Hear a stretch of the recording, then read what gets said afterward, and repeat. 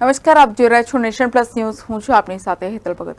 વડોદરા શહેર પોલીસ કમિશનરની આગેવાનીમાં ભગવાન જગન્નાથની રથયાત્રાના રૂટ પર રિહર્સલ કરવામાં આવ્યું હતું, જેમાં પોલીસની 50 ગાડીઓનો કાફલો જોડાયો હતો.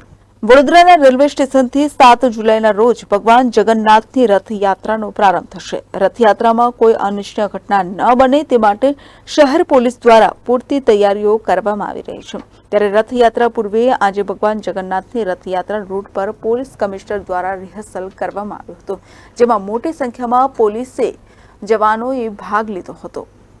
સાથે જ ટ્રાફિક પોલીસ કર્મી પણ આ રિહર્સલમાં જોડાયા હતા. રાજ્યના અન્ય જિલ્લા અને શહેર પોલીસ પણ રથયાત્રાના બંદોબસ્તમાં જોડાય છે.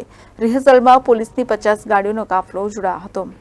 કેમેરામેન નવનીત પરમાણી સાથે Satyam Nevashkar, nation plus news, Vadodara. સમાચારોના સતત અપડેટ મેળવવા માટે અમારી નેશન પ્લસ ન્યૂઝની યુટ્યુબ ચેનલને સબસ્ક્રાઇબ કરો, બેલ આઇકન દબાવો અને જોડાયેલા રહો ફેસબુક, ઇન્સ્ટાગ્રામ અને ટ્વિટર પર.